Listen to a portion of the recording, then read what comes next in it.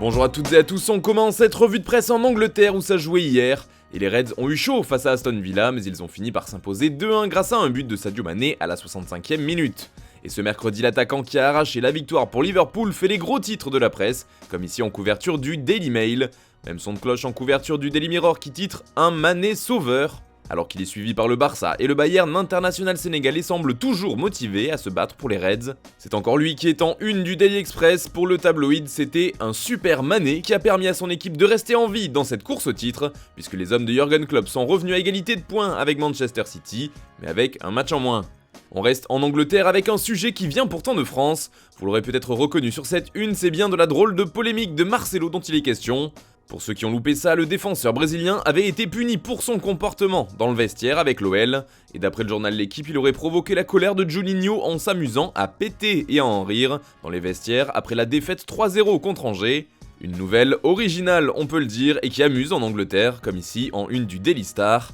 Le temps des fesses qui grincent, s'amuse le journal. A noter que le joueur est sorti du silence sur Twitter pour démentir cette information. Même l'ancien directeur sportif de Lyon a répondu à la polémique, et sa réplique est incroyable. Tu vois, je te l'avais dit, un défenseur doit envoyer des P avec un bruit fort de longue durée puant. Le tien ce n'était qu'un fort bruit sonore, dans ce cas-là, tu es faible. Bon, visiblement Juni l'a pris avec humour.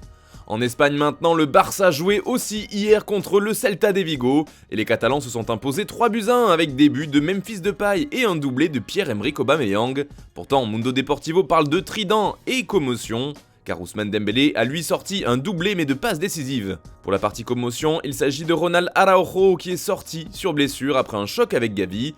Il a été évacué à l'hôpital et il souffre donc d'une commotion cérébrale.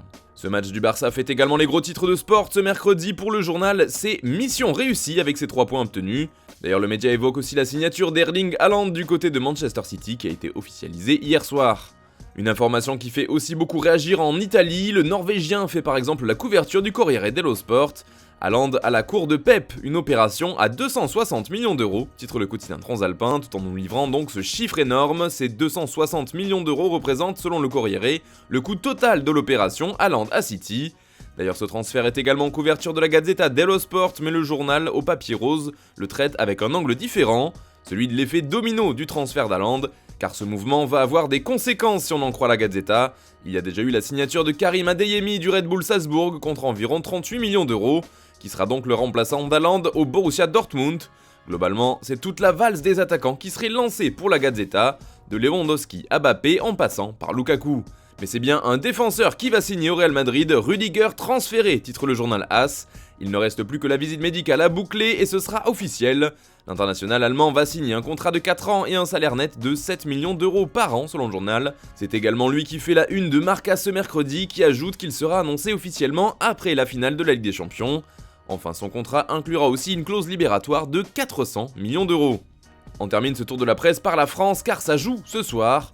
Un match en retard entre Nice et Saint-Etienne, un match qui a tout l'air d'un piège sur la côte pour l'équipe, car la rencontre aura un gros enjeu pour les Aiglons comme pour les Verts, une rencontre en retard à cause de la finale de la Coupe de France. D'ailleurs, l'autre match de Ligue 1 du soir, c'est la rencontre entre Nantes et Rennes. Pour finir, le Parisien nous dresse aujourd'hui le vrai bilan de Messi dans son édition du jour, et le journal local n'est pas tendre avec la Pulga. Paris n'a jamais vu le vrai Messi, peut-on lire par exemple dans les colonnes du quotidien, qui explique que le bilan est très décevant sportivement, mais pas vraiment financièrement pour le PSG. Voilà, c'est tout pour aujourd'hui, bonne journée à tous, on se retrouve tout à l'heure pour une nouvelle vidéo sur Foot Mercato.